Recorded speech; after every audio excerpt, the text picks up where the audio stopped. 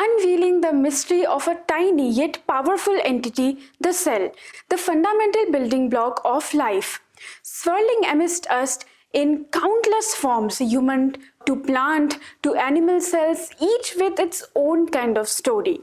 Welcome to the incredible world of cells. Ever wondered how every part of us started with a single cell? What really is a cell? What does it comprises of? What functions does it perform? Stay with us to unravel the mystery of life at a cellular level. The cell.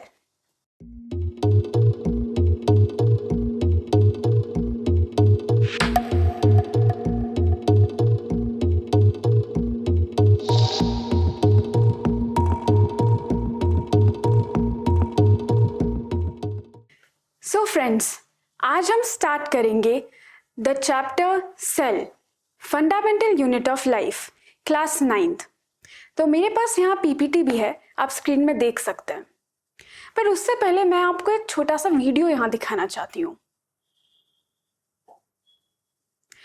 तो आपने इस video में क्या देखा? आपने एक चीज देखी होगी कि यहाँ पे कोई ऐसे बॉल जैसे एंटिटी है जो किसी तीसरे चीज को एनगल्फ कर रही है अपने अंदर, मतलब खा रही है उसको।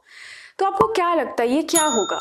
आजकल यूट्यूब में, इंस्टाग्राम में और किसी भी सोशल मीडिया प्लेटफॉर्म में इस तरीके के वीडियोस बहुत वायरल जा रहे हैं। एग्जैक्टली ये है क्या? बेसिकली ये एक सेल है, और भी प्रिसाइजली अगर मैं बात करूं तो ये हमारी बॉडी की WBC है। और भी प्रिसाइज में अगर बात करूं तो WBC में मैक्रोफेजेस हैं, जो कि एक बैक्टीरिया को या कह सकते हैं एक पैथोजन को अपने अंदर एनगल्फ कर लेते हैं, यानी उसको मार देते हैं और खाते हैं उसको। और इसी तरीके से एक बैक्टीरिया जो है हमें इन्फेक्ट नहीं कर पाता और हम बीमार नहीं पड़ते हैं। तो ये जो आपने देखा नहीं, काइंड ऑफ हमारे बॉडी का डिफेंस मैकेनिज्म होता है। और ये सब जो मैं बात कर रही हूँ, मैं क्यों कर रही हूँ? क्योंकि ये सारे जितने भी अभी आपने देखे ये सेल्स थे। हम बीमार नहीं पड़ना चाहते, हमें कोई इन्फेक्शन ना हो और हम स्वस्थ रहें हमेशा। इसका कौन ख्याल रखता है?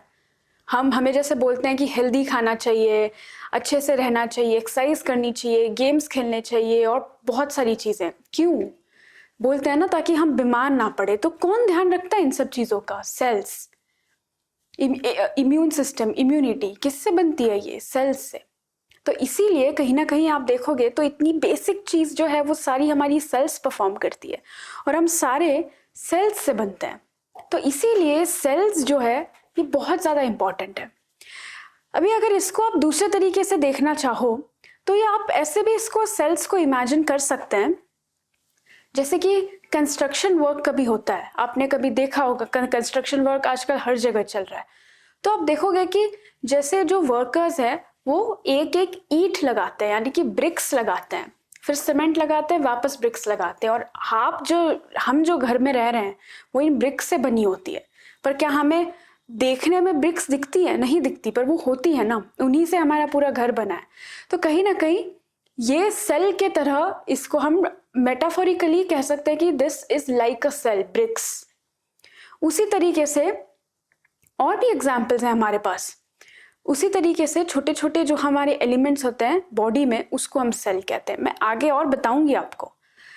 और एक और चीज हमारे दिमाग में एक और आती है जब हम सेल के बारे में सुनते हैं। काफी बार वो होता है जैसे छोटे छोटे कंपार्टमेंट्स। हम नहीं सुनते कि एक सेल में हम हैं।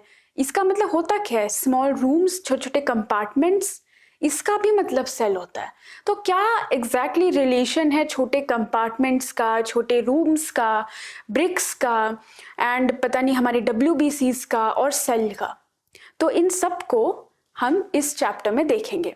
तो पहले हम चालू करते हैं एक छोटी सी स्टोरी के साथ, या फिर कह सकते हैं छोटी सी हिस्ट्री के साथ। तो यहाँ पे आपका एक हिस्ट्री लेसन भी छोटा सा हो जाएगा सेल के ऊपर। तो ये सेल की जो पूरी कहानी है वो बेसिकली शुरू कैसे हुई थी। तो सेल को समझने के लिए हम चलते हैं एक हिस्ट्री क्लास में और जानते हैं कि एग्जैक्टली सेल की स्टोरी क्या थी।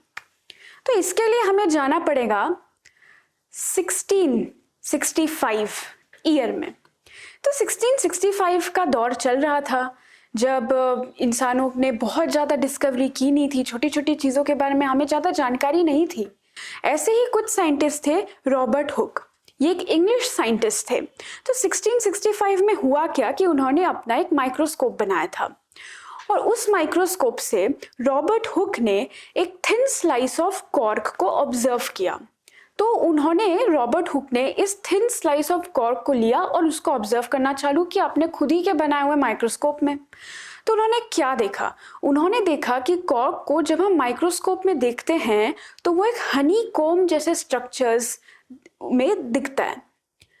तो ये हनीकॉम जैसे स्ट्रक्चर्स बेसिकली स्मॉल स्मॉल छोटे छोटे रूम्स या छोटे छोटे कंपार्टमेंट्स जैसे हमें दिख रहे थे। तो इसीलिए रॉबर्ट हुक ने इसको नाम दिया सेल, क्योंकि लैटिन में सेल मतलब स्मॉल कंपार्टमेंट्स या स्मॉल रूम्स भी होते हैं। अब हम आगे और बात करते हैं, ये जो अपनी सेल थ्योरी है या अपने जो और भी जो हमारे डिस्कवरीज हुए थे रिलेटेड टू सेल्स, वो बेसिकली थे क्या क्या। तो अगेन यहाँ पे थोड़ा सा और हम हिस्ट्री में जाते हैं। तो सबसे पहले तो हमने जान लिया 1665 में साइंटिस्ट रॉबर्ट हुक ने डिस्कवरी ऑफ सेल दी। किससे दी? कॉर्क को उन्होंने अपने ही बनाए हुए माइक्रोस्कोप के अंदर ऑब्जर्व किया तो उनको स्मॉल हनीकॉम लाइक स्ट्रक्चर्स मिले जिनका उन्होंने नाम सेल दिया। दूसरी डिस्कवरी हुई थी 1674 में, जो कि थी discovery of free living cells, और ये पाया गया था पॉन्ड वाटर को ऑब्जर्व करने के बाद, और ये किया गया था साइंटिस्ट लेeuwenhoek में। आगे चलते हैं तो आगे 1831 में डिस्कवरी की गई न्यूक्लियस की, यानी कि सेल के अंदर न्यूक्लियस नाम की एक चीज मौजूद रहती है, उसकी डिस्कवरी की गई बाय साइंटिस्ट रॉबर्ट ब्राउन। फिर आगे अगर हम चलते हैं तो 1839 आता है। 1839 में क्या हुआ कि एक साइंटिस्ट थे जिनका नाम था परकिंजी, उन्होंने प्रोटोप्लाज्म जो है उसको डिस्कवर किया।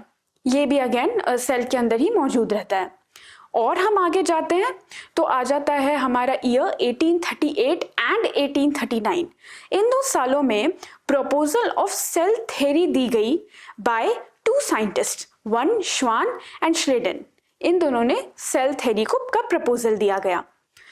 और हम इससे और आगे चलते हैं तो हमें ये मालूम चला कि discovery of cells originating from pre existing cells, ये हमें डिस्कवरी दी गई थी साइंटिस्ट वर्शॉ। अब हम आगे चलते हैं और थोड़ा और जानते हैं सेल थ्योरी के बारे में। तो एग्जैक्टली सेल थ्योरी बताती क्या है? तो सेल थ्योरी हमें ये बताती है, 3 पॉइंट्स है इसके। सबसे पहला कि all organisms are made up of cells and it is the fundamental unit of life. इसका मतलब ये होता है कि हम जितने भी ऑर्गेनिजम्स दुनिया में एग्जिस्ट करते हैं, चाहे वो प्लांट्स हो या एनिमल्स हो या कोई भी हो, तो जितने भी ऑर्गेनिजम्स हैं वो बेसिकली सभी सेल्स से मिलके बनते हैं एंड इसीलिए सेल्स को हम फंडामेंटल यूनिट ऑफ लाइफ भी कहते हैं। जैसे इसका मैंने एग्जांपल जस्ट अभी कुछ देर पहले आपको बताया था कि इसको हम ये ब्रिक्स के तरह, ईंटों के तरह हम इसको समझ सकते हैं। तो उसी तरीके जैसे हमारी बिल्डिंग्स ईंट से बनती है वैसे ही हम सारे सेल से बनते हैं। दूसरा, cell is the structural and functional unit of all living organisms. तो जो कि हम सब सेल से बनते हैं, इसीलिए सेल जो है कहीं ना कहीं हमें एक स्ट्रक्चर और फंक्शन भी देता है सारे ही लिविंग ऑर्गेनिजम्स को। ये आगे और हम डिस्कस करेंगे। तो इसीलिए cell is the structural and functional unit of all living organisms. Thirdly बात करें तो all cells developed from pre existing cells, life starts from a single cell. इसका मतलब है जितने भी सेल्स और भी आते हैं या और भी बनते हैं वो सारे ही प्री एग्जिस्टिंग सेल्स से ही नए सेल्स बनते हैं। कहीं ना कहीं ये सेल्स का रिप्रोडक्शन की बात कर रहे हैं, इसके बारे में भी हम आगे बात करेंगे। हम बात करते हैं कि based on the number of cells, हमने दुनिया में जितने भी ऑर्गेनिजम्स हैं उनको 2 हिस्सों में बांटा है। तो वो कौन से हैं? सबसे पहले आते हैं हमारे यूनिसेल्युलर ऑर्गेनिजम्स और दूसरे हमारे आते हैं मल्टी सेल्युलर ऑर्गेनिजम्स। तो अगर हम सबसे पहले यूनिसेल्युलर ऑर्गेनिजम्स की बात करें तो नाम से ही समझ आता है कि यूनिसेल, यानी कि यूनि मतलब 1 एंड सेल मतलब तो मैंने अभी आपको बताया था। तो एक सेल वाले ऑर्गेनिजम्स, इसका बेसिकली मतलब क्या है कि ये ऐसे ऑर्गेनिजम्स होते हैं जिसमें सिर्फ एक ही सेल मौजूद रहती है, यानी कि वो पूरी की पूरी ऑर्गेनिज्म या पूरी की पूरी उनकी बॉडी सिर्फ एक ही सेल होती है। और भी अगर डिटेल में जाए तो जितना भी हमारा बेसिक फंक्शन होते हैं हमारे बॉडी में, जैसे अलग अलग ऑर्गन्स होते हैं, लेकिन जो यूनिसेल्युलर होता है उनमें बेसिक फंक्शंस के लिए एक ही सेल जिम्मेदार होती है और वही सारे बेसिक फंक्शंस करती है। You name it, for example digestion, respiration, जो भी आपको लेना हो नाम आप ले सकते हो। यूनिसेल्युलर में सिर्फ एक ही सेल जो है वो सारे बेसिक फंक्शंस जो है वो परफॉर्म करती है। लेकिन इसका कहीं ना कहीं ड्रॉबैक भी है। इसका ड्रॉबैक ये है कि ये सब होने के बावजूद यूनिसेल्युलर ऑर्गेनिजम्स जो है वो शॉर्ट लाइफ स्पैन के साथ आते हैं, बहुत लंबी लाइफ स्पैन उनकी नहीं रहती है। तो इसके एग्जाम्पल्स क्या होता है यूनिसेल्युलर के? इनके एग्जाम्पल्स जैसे कि सबसे पहले अमीबा। तो अमीबा जो है वो हमें वाटर बॉडीज में हमें पाया जाता है अमीबा। तो काफी बार आपने सुना होगा कि कुछ एक स्टैग्नेंट वाटर था या कहीं कोई पानी खराब हो गया था या पानी पी लिया और पेट खराब हो गया। तो वो क्यों होता है? काफी बार उस पानी में अमीबा मौजूद रहता है, इसीलिए अमीबा दिखता ही नहीं है हमें, वो पानी के ही जैसा रहता है, पानी के रंग का रहता है, एकदम ट्रांसपेरेंट, इसलिए हमें दिखाई भी नहीं देता वो। लेकिन वैसा ही अमीबा बेसिकली वो जो है वो यूनिसेल्युलर ऑर्गेनिज्म का एक एग्जाम्पल है। नेक्स्ट बात करें तो क्लेमिडोमोनास, ये हमारी ग्रीन एल्गी है। आप कभी जाओगे कहीं बाहर और आपने देखा होगा कि काफी बरसों तक अगर कोई पानी स्टैग्नेंट पड़ा हुआ है किसी तालाब में या कहीं, तो उसके ऊपर एक ग्रीन कलर की लेयर जम जाती है और हम बोलते भी हैं कि ये बड़ा गंदा पानी है। वो इसलिए क्योंकि वो लेयर ये ग्रीन एल्गी की होती है जिसका नाम है क्लेमिडोमोनास। तो ये भी जो है ये एक यूनिसेल्युलर ऑर्गेनिज्म है। और हम एक और ऑर्गेनिज्म के बारे में बात करेंगे जो कि है पैरामीशियम। ये सिलिएटेड प्रोटोजुआ होता है। तो ये भी जो है एक यूनिसेल्युलर ऑर्गेनिज्म का एग्जाम्पल है और ये भी हमें पानी में ही मिलता है। अब हम देखते हैं मल्टी सेल्युलर ऑर्गेनिजम्स के बारे में। तो मल्टी सेल्युलर का नाम ही आता है मल्टी सेल, यानी कि बहुत सारे सेल्स। तो ये ऐसे ऑर्गेनिजम्स होते हैं जहाँ पे लार्ज नंबर ऑफ सेल्स जो है वो मौजूद रहते हैं और इन सेल्स में डिवीजन ऑफ लेबर भी होता है। तो बेसिकली डिवीजन ऑफ लेबर का क्या मतलब है? डिवीजन ऑफ लेबर का मतलब ये होता है कि हर एक सेल ग्रुप होती है एक अलग टास्क परफॉर्म करने के लिए। फॉर एग्जाम्पल हमारे बॉडी में अलग अलग टाइप के ऑर्गन्स होते हैं और हम अलग अलग टाइप के फंक्शंस जो है वो परफॉर्म करते हैं, जैसे कि डाइजेस्टिव फंक्शन हो गया, रेस्पिरेटरी फंक्शन हो गया और बहुत सारे। तो डाइजेस्टिव ऑर्गन्स जो हमारे जैसे कि स्टमक एंड ऑल, उसके जो सेल्स हैं वो डाइजेशन का काम करते हैं। वहीं हमारा अगर रेस्पिरेशन है तो हमारे लंग्स के जो सेल्स हैं वो रेस्पिरेशन का काम करते हैं, यानी exchange of CO2 and O2। अब अगर इन दोनों सेल्स को इंटरचेंज कर दिया जाए तो वो परफॉर्म नहीं कर सकते हैं। तो इसीलिए वो एक सेट वैसे ही ग्रुप में होते हैं और उनमें डिवीजन ऑफ लेबर उसी तरीके से होता है। Second, different cells are group together to perform specific function. ये मैंने जस्ट अभी एक्सप्लेन किया था कि बहुत सारे सेल्स एक अलग से ग्रुप बनाते हैं to perform a particular function. अब इसके एग्जाम्पल्स देख लेते हैं। तो इसके एग्जाम्पल्स हम खुद हैं, ह्यूमन बींग्स, और जितने भी आपको animals and plants and trees दिखते हैं वो सारे ही एग्जाम्पल होते हैं मल्टी सेल्युलर ऑर्गेनिजम्स के। सब जितने भी आपको एनिमल्स दिखते हैं। तो ये तो हमारा था difference between unicellular and multi cellular organisms. अब हम आगे चलते हैं और बात करते हैं शेप ऑफ सेल्स के बारे में। तो शेप ऑफ सेल्स में बेसिकली सेल्स का शेप क्या होता है उसके बारे में यहाँ पे हम बात करेंगे। तो अलग अलग प्रकार के सेल्स होते हैं एक्चुअली। जैसे अगर मैं आपको बोलूं कि आप रोज अगर अंडा खाते हो तो वो भी एक सेल है एक्चुअली। ये जो हम अपना नॉर्मल एग जो हम खाते हैं वो भी एक सेल है। तो ऐसी कितनी सारी अनगिनत नंबर ऑफ सेल्स हम सेल्स से बेसिकली घिरे हुए हैं। तो कितनी अलग अलग टाइप की सेल्स रहती है। ऐसे जस्ट एग्जांपल की तरह हम अगर देखें तो RBCs होती हैं, वाइट ब्लड सेल्स होती हैं, WBC जब मैंने स्टार्टिंग में बताया था वीडियो में उस टाइप का।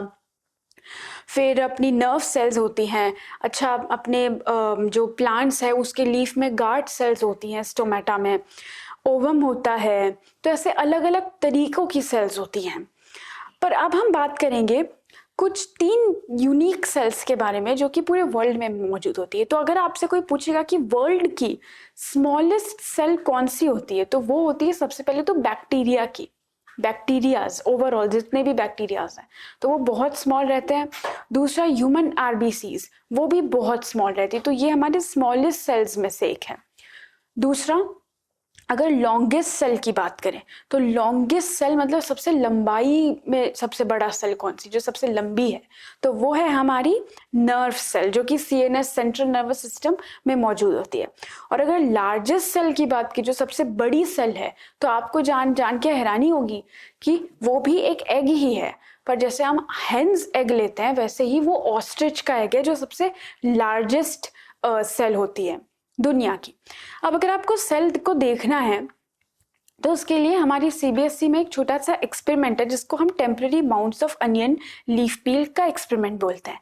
तो इसमें बेसिकली हमें करना क्या, एक अनियन लेना है, उसका जो एकदम ऊपरी का जो लेयर होता है जिसको हम एपिडर्मिस कहते हैं, हमें वो निकालना है। उसको सबसे पहले तो अच्छे से वॉश करना है, और जैसे ही हम वॉश करेंगे तो उसको हमें स्लाइड में रखना है, एंड स्लाइड में अ ड्रॉप ऑफ वाटर जो है वो हमें डालना है। उसके बाद हमें जो है वो जो हमने लीफ का जो ऊपर का पार्ट हमने लिया था उसको हमें एक स्लाइड में पहले तो ट्रांसफर कर देना है, और उसको हमें सोफ्रेनिन सोल्यूशन से वॉश करना है। उसके ऊपर हमें फिर अपने कवर स्लिप रखनी है और उसको हमें माइक्रोस्कोप के अंदर ऑब्जर्व करना है।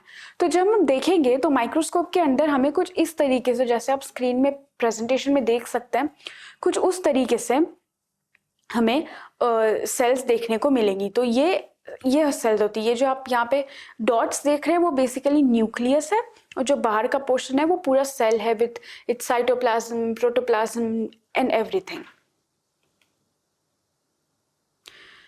तो ये था आपका just an introduction of cells. अब हम आगे चलेंगे अगर, तो मालूम चलता है कि cells are made up of what. तो cells are basically made up of 3 things. Those are first cell membrane. तो सबसे पहले जो अपनी एक सेल होती है वो सेल मेम्ब्रेन से बनती है। अब जो सेल मेम्ब्रेन है उसको हम काफी बार प्लाज्मा मेम्ब्रेन भी कहते हैं या फिर आउटर मोस्ट कवरिंग भी कहते हैं। और इसी प्लाज्मा मेम्ब्रेन को हम अगर प्लांट सेल की बात करें तो उसको हम सेल वॉल भी कहते हैं। जैसे ही सेल मेम्ब्रेन हो जाती है तो उसके बाद आता है हमारा न्यूक्लियस। न्यूक्लियस बेसिकली एक कंट्रोल सेंटर होता है सेल का।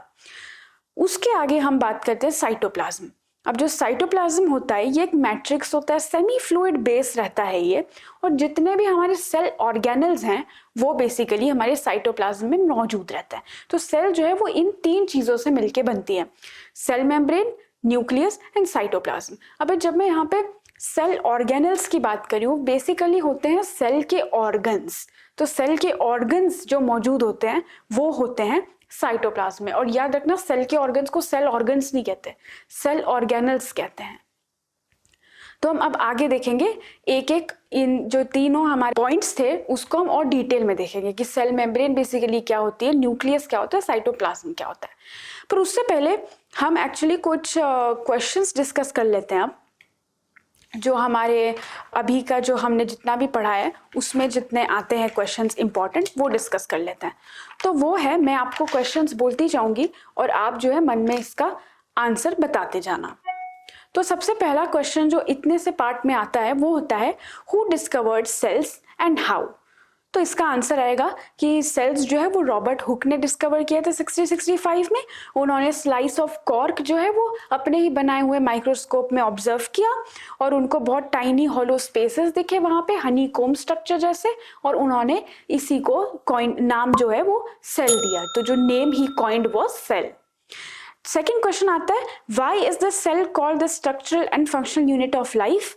तो सेल्स जो है वो स्ट्रक्चरल एंड फंक्शनल यूनिट इसलिए है क्योंकि हम सारे जितने भी ऑर्गेनिजम्स हैं वो सभी सेल से बनते हैं, और सेल होने के बावजूद ही हमारे पास एक बेसिक स्ट्रक्चर होता है। हमारी जो बॉडी का एक बेसिक स्ट्रक्चर है वो इसीलिए है क्योंकि सेल्स जो है हमारी बॉडी में मौजूद रहते हैं। सेल्स सारे सिमिलर स्ट्रक्चर जो फॉर्म करते हैं वो एक टिश्यू बनाते हैं, और वो टिश्यू एक स्पेसिफिक फंक्शन करते हैं और उसी से एक हमारा ऑर्गन बनता है, दैट्स व्हाई ऑर्गेनिज्म बनता है। और जो ईच सेल है it has a capacity to perform certain basic functions, तो इसीलिए इसको हम functional and structural unit of life बोलते हैं।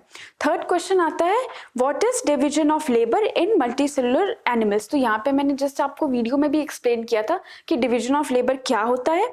जब जितने भी सेल्स हमारे बॉडी में है वो जो है उनका जो काम है वो डिवाइड कर देते हैं, तो so the work is divided amongst the cells and similar type of cells are group together to perform a similar function, तो उसको हम डिवीजन ऑफ लेबर कहते हैं। फोर्थ क्वेश्चन आ जाता है do you agree with the statement a cell is a building unit of an organism, if yes explain why. तो इसका भी कहीं ना कहीं जो आंसर है वो पहले वाले क्वेश्चन से इसके सिमिलर है कि an organism is made up of different types of organs systems which perform different functions, for example digestive system, respiratory system, etc. So these organs जो है are made up of different types of tissues and cells, and this is why a cell is a building unit of an organism. Last question जो इस topic से related आता है वो ये आता है कि how is a bacterial cell different from an onion peel. तो बेसिकली यहाँ पे कोई घबराने की बात नहीं, अनियन पील मतलब वो मल्टी सेलुलर ऑर्गेनिज्म और यूनिसेलुलर ऑर्गेनिज्म इन दोनों का डिफरेंस पूछ रहा है। तो बैक्टीरियल सेल जो है वो यूनिसेलुलर होता है और जो अनियन पील है वो मल्टी सेलुलर होता है। तो इन दोनों का जो डिफरेंस था जो मैंने आपको एक्सप्लेन किया था स्लाइड्स में, वही आपको यहाँ पे पूरा लिखना है। और एक और चीज यहाँ पे बस ऐड आपको करनी है जो आगे और आएगा डिटेल में, कि बैक्टीरियल सेल में प्रोकैरियोटिक सेल होती है और अनियन पील जो है वो यूकैरियोटिक सेल होती है। इसके बारे में एक्चुअली हम आगे डिस्कस करेंगे थोड़ा सा, बट ये इसी टॉपिक का एक क्वेश्चन है जो आएगा। तो हम आगे स्टार्ट करेंगे अब सेल मेम्ब्रेन।